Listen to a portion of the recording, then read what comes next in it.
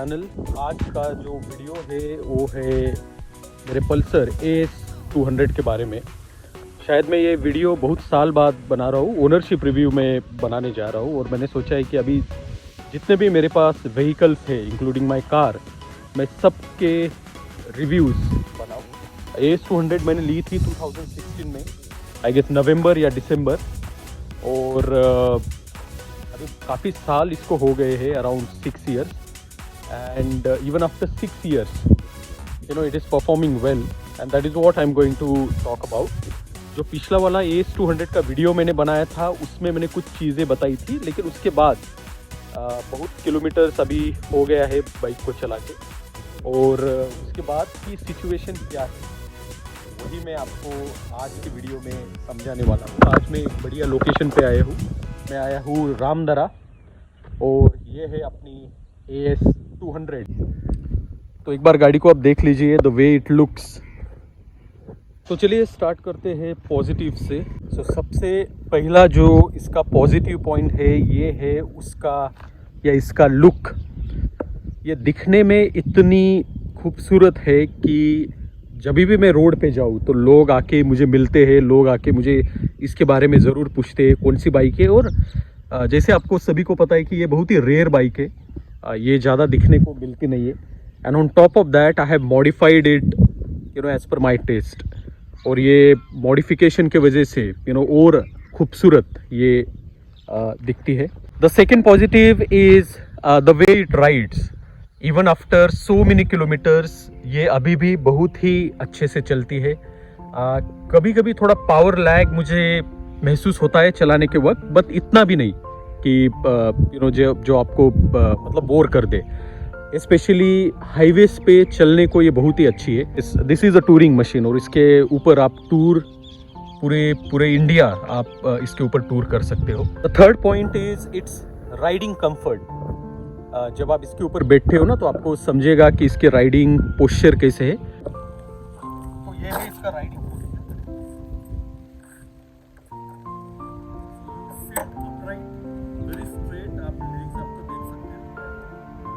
Comfortable ये position है।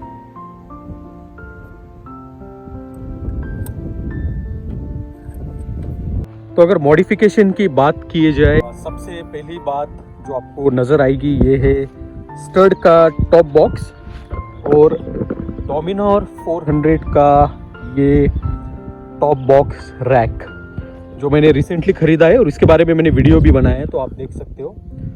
तो ये पहले मेरे पास जो रैक था वो ज़्यादा ही ऊंचा था और टॉप बॉक्स भी बहुत ही ऊपर आता था, but by after installing this rack it is now looking very nice and it is at a comfortable position. Yes, दूसरा जो मॉडिफिकेशन है ये है इसका वाइज़र विंडशील्ड, जिसकी वजह से ये और ऊंची नज़र आती है। और इसका जो राइडिंग स्टैंस है, इसका जो लुक है वो इसमें ज़रूर इसकी वजह से ज़रूर एनहांस होता है। तो दिस इज़ वन मॉडिफिकेशन।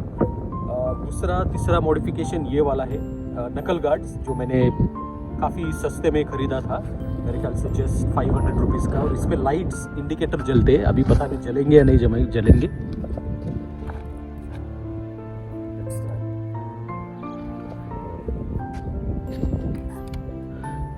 ये देखिए, ये इंडिकेटर के साथ ये भी चलता है। ये वाला शायद बंद हो जाता है, बीच बीच में चलता है। इन सभी चीज़ों के अलावा मैंने इसमें जो नंबर प्लेट फ्रेम है ये भी मैंने रिसेंटली लगवाई है, इसकी वजह से भी लुक काफ़ी अच्छा होता है। But more than look it's very safe, क्योंकि ये नंबर प्लेट बहुत बार ऐसे टूटी है, मतलब बिकॉज ऑफ प्रेशर।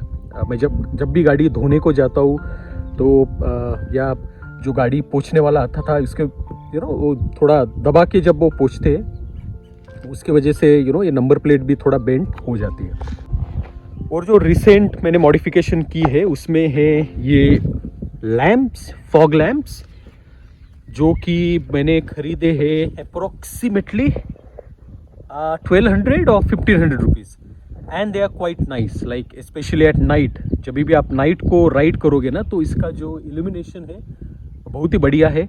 रास्ते पे रात में आपको अंधेरे में ज़रूर इसका फ़ायदा आपको देखने को मिलता है। Okay, the first one is white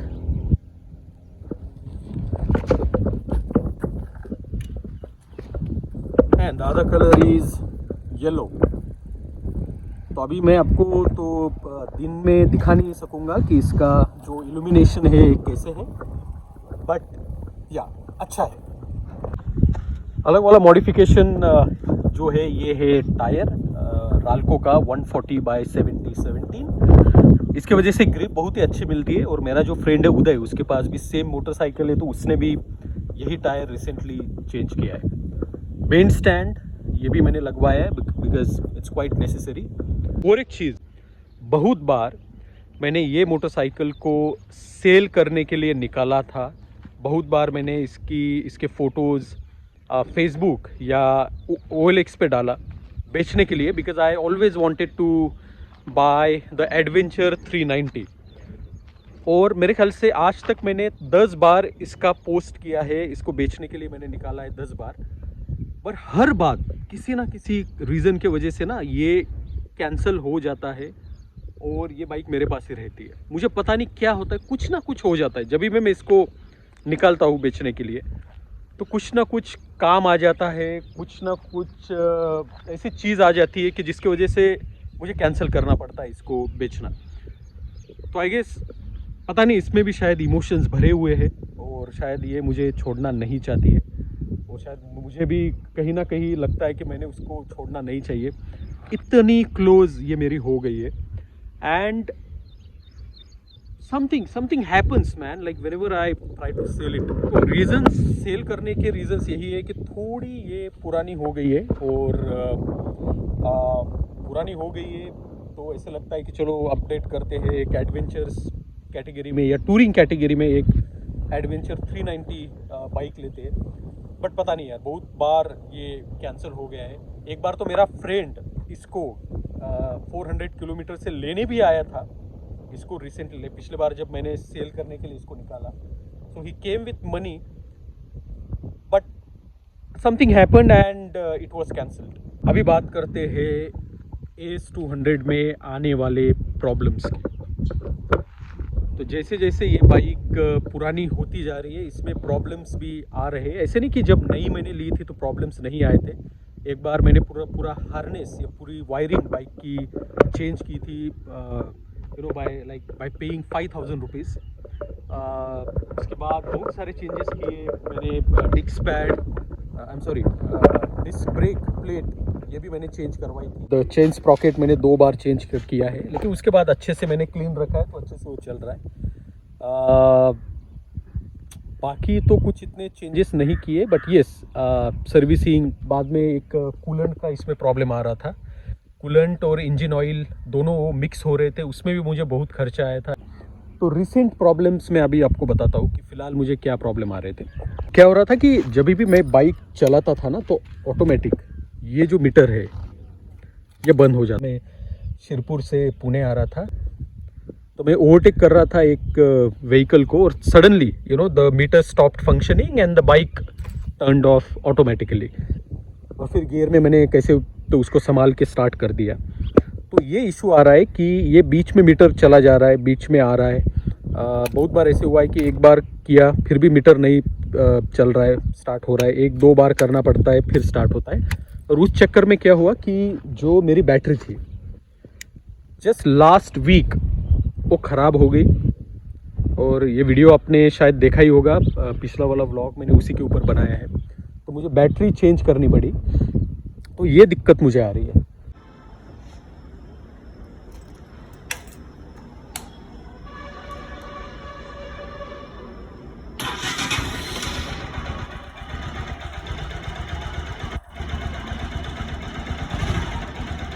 दूसरा एक अलग जो प्रॉब्लम मुझे इसमें नज़र आ रहा है वो है इसके हेडलाइट्स को लेके।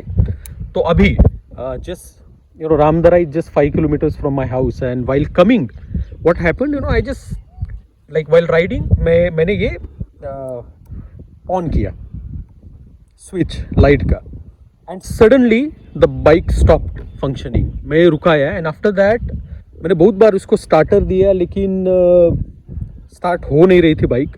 मुझे समझ में नहीं आया तो मैंने उदय को कॉल किया. उदय जो मेरा फ्रेंड है उसको मैंने पूछा तो उसने बोला कि एक बार जो प्लग्स है वो निकाल लो, शायद उसमें पानी गया होगा. और मैंने प्लग्स निकाले और साफ़ किया और लगाया तो बाद में बाइक चालू होगी. But the moment I turn the switch on off the headlight it stops functioning. Solo केली गाडी. आता थोडंसं लाईट लावतो मी. बंद होते गाड़ी. तो वायरिंग के इश्यूज इस बाइक में स्टार्टिंग से है. स्टार्टिंग से वायरिंग के इश्यूज आ रहे हैं. तो मैं सोच रहा हूँ कि जिसके पास मैं हमेशा सर्विसिंग करता हूँ इस बाइक की, उसके पास लेके जाके मैं अच्छे से इसको और अच्छे से बनाऊँ. मिरर्स भी मैंने बीच में चेंज किए थे पिछला वीडियो अगर आप देखोगे तो. उसके बाद स्पार्क प्लग्स मैंने चेंज किए थे. बट जी हाँ, तो ये वाला जो प्लग आपको दिख रहा है ये वाला मैं चेंज नहीं कर पाया. बाकी ये और उस साइड का मैं कर पाया. तो राइडिंग तो करने में ये अच्छा है. थोड़ा गियर बॉक्स जो है वो थोड़ा हार्ड है. क्लच का और एक प्रॉब्लम मुझे आ रहा है कि क्लच जो है थोड़ा हेवी तो नहीं है बट थोड़ा फील ये कम दे रहा है. दूसरी बात आगे का जो ब्रेक है इसका फील थोड़ा कम हो गया है. तो शायद मैंने ब्रेक पैड्स भी चेंज करवाए लेकिन उससे कुछ फ़र्क पड़ा नहीं. तो शायद पता नहीं ये क्लच का भी क्या प्रॉब्लम है. तो क्लच का मेरे ख्याल से दिखाना पड़ेगा. So I am planning to take it to the person. जो गराज वाला भैया है उसके पास लेके जाके मैं उसको पूरी सर्विसिंग में करने का सोच रहा हूँ. जो भी इसमें वायरिंग के इश्यूज़ है जो भी है ये सारे प्रॉब्लम्स में सॉल्व करने की कोशिश करूँगा. और प्रॉब्लम्स मैं आपको बताता हूँ इसके बारे में. एक तो ये जो ट्रिप मीटर का स्विच है ये बहुत सालों पहले ही मेरे ख्याल से हार्ड हो गया है. ये चेंज होता ही नहीं है. तो मुझे सिर्फ ट्रिप मीटर तो दिखाई नहीं देता बट ओवरऑल जो किलोमीटर्स इसने किए यही दिखाई देता है. टाइम में चेंज नहीं कर पा रहा हूँ इसके वजह से क्योंकि बटन्स थोड़े हार्ड हो गए. दूसरी बात जो स्विच है इंडिकेटर मेरे को बहुत बार दबाना पड़ता है इस साइड में. For example specially when I take turn the right indicator on तो बहुत बार ऐसे करना पड़ता है और उस चक्कर में क्या हो जाता है कि टर्न आ जाता है और इंडिकेटर चालू नहीं होता है. तो हाँ, स्विच क्वालिटी थोड़ी ख़राब हो गई है. दूसरी बात जो हेडलाइट है जो प्रोजेक्टर हेडलाइट है उसका भी इल्यूमिनेशन बहुत ही कम हो गया है. It was quite powerful. So see it's on ना राइट नाउ. अभी तो इतना दिखाई देगा नहीं. Okay, this one is on high beam and this one is low beam. तो लो बीम का जो इल्यूमिनेशन है वो बहुत ही कम हो गया है. उसकी वजह से दिक्कत थोड़ा नाइट में आती है. नहीं तो इसका इल्यूमिनेशन इतना अच्छा था कि नाइट में मुझे कभी भी प्रॉब्लम नहीं आया. लेकिन इसमें अभी वो दिक्कत आ रही है. तो शायद मुझे ये भी चेंज करवाना पड़ेगा. इसके पीछे क्या प्रॉब्लम है ये भी मुझे दिखाना पड़ेगा. तो हाँ, अगर आपको AS 200 2023 में लेनी है, ये 2016 में डिसकंटिन्यू हो गई थी मेरे ख्याल से. 1 या 2 ही साल यहाँ पे थी. एक या 2 ही साल थी. But after that it got discontinued. So if you want two by it you can definitely by it provided कि बाइक की कंडीशन ये बहुत ही अच्छी हो. मैंने बहुत ही अच्छे से इसको रखी है लेकिन इसके बावजूद मुझे बहुत सारे प्रॉब्लम्स फेस करने पड़ते. तो आपको पूरा एक एक चीज़ एक एक पार्ट आपको इसके बाद इसका देखना पड़ेगा और उसके बाद ही आपको डिसीजन लेना पड़ेगा कि आपको लेनी है या नहीं लेनी है इन 2023.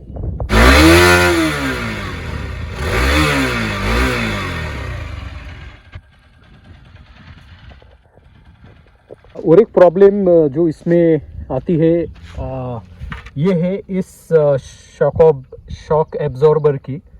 मेरे ख्याल से ये वाला मैंने 2 बार रिपेयर किया है. ऑयल सील इसमें डाले हैं और 2 बार ये दिक्कत आई. लेकिन ठीक है, मतलब फिर भी कोई प्रॉब्लम नहीं इसका. और क्या बोले इस बाइक के बारे में. खूबसूरत है दिखने को. टॉप बॉक्स के बारे में मैं सोच रहा हूँ कि इसको चेंज करवा दूँ बट इतनी ज़रूरत मुझे महसूस इसकी नहीं होती है क्योंकि I guess this is also quite sufficient and quite nice. दिखने में बहुत ही ह्यूज दिखती है बाइक. बिल्कुल ही छोटी नहीं लगती है और that's the only reason why I don't want to sell it. I don't know, like even if I want to buy a new motorcycle, I still want to keep it. Recently I have bought the Ola S1 Pro. तो ये पता नहीं बेचने की हिम्मत या बेचने की इच्छा मुझे होती ही नहीं है इस बाइक को। बड़ी बहुत दिक्कतें हैं जो कि हम ज़रूर सॉल्व कर सकते हैं, रिपेयरेबल है, रिपेयर कर सकते हैं और उसके बाद तो बहुत ही अच्छे से ये चलेगी। और एक ड्रॉबैक इसका ये है कि इसमें ABS नहीं है, तो कभी कभी अगर रोड वेट होते हैं तो उस टाइम पे थोड़ी दिक्कत लगती है। बाकी चलाने में तो अगर आपके दिमाग में ये रहेगा कि ABS गाड़ी में नहीं है तो थोड़ा कॉन्फिडेंस आपका लो रहेगा, लेकिन if you just ride it with confidence then आपको कोई दिक्कत आएगी नहीं, until and unless somebody comes in between and कोई अचानक से अंदर आ जाता है, सामने आ जाता है और फिर आपको पैनिक होके ब्रेक दबाना पड़ता है उस बार। तो उसके बाद अगर वो स्लिप हो जाती है उतना ही दिक्कत, उतना ही थोड़ा टेंशन रहता है, otherwise it's absolutely nice. Straight highway पे थोड़ा पावर कम मुझे महसूस होता है। दूसरी बात यह है कि जब एक पावर लैग का इसमें प्रॉब्लम आता है कि जब भी मैं इसको रेव देता हूँ ना तो ये थोड़ा झटका देती है। वो जो गाड़ी का फ्लो रहता है ना वो बीच में ब्रेक हो जाता है और वापस वो पिकअप लेती है। तो ये दिक्कत मुझे स्टार्टिंग से है, ऐसे नहीं कि अभी ये दिक्कत आ रही है, बट पहले से इसमें ये प्रॉब्लम आ रहा है। तो पावर लैग का पता नहीं, मैं इसी वजह से मैंने जो प्लग्स थे, जो स्पार्क प्लग्स थे वो मैंने चेंज करवाए कि मुझे लगा कि इसके बाद प्रॉब्लम सॉल्व हो जाए, लेकिन इतना कुछ उसमें कुछ फ़र्क पड़ा नहीं। और बाकी कलर आप देखिए, कलर रेड में तो बहुत ही अच्छी लगती है, खूबसूरत लगती है, चलने में अच्छी है। सस्पेंशंस थोड़े हार्ड है but not bad, like especially on the highways, these suspensions are quite nice. Highways पे जब आप स्ट्रेट चलाते हो तब आपको थोड़ा पावर थोड़ा कम आपको महसूस होता है, but otherwise this power is 200 cc, 23.5 or 24 bhp of power is more than enough for the bike of this size. And तो ज़रूर बहुत सारे चीज़ें, पॉजिटिव चीज़ें, नेगेटिव चीज़ें मैंने आपको बताई इस बाइक के बारे में। आपको लेना है ये बाइक तो आप ज़रूर ले सकते हो, but you have to be very careful because it requires a lot of study, lot of research, और सारी चीज़ें देखने के बाद ही आप ये बाइक को लो। सस्पेंशन थोड़े स्टीफ है, मुझे किसी ने बताया कि NS200 के सस्पेंशन आप इसमें डाल सकते हो पीछे वाला, और उसकी वजह से सस्पेंशन थोड़ा ठीक होगा। तो ज़रूर अगर दिक्कत लगेगी इसमें कि सस्पेंशन बहुत ही हार्ड है तो मैं इसके बारे में ज़रूर सोचूंगा। Otherwise man, it is a perfect motorcycle, it's a very nice motorcycle, wonderful motorcycle. I mean the moment I look at it, I always fall in love. So I have got a lot of motorcycles, like most of you know that. So I have if somebody asks me which is the most beautiful motorcycle, so मैं इसी का नाम लूँगा दिखने में। AS200 is the most beautiful motorcycle I have owned.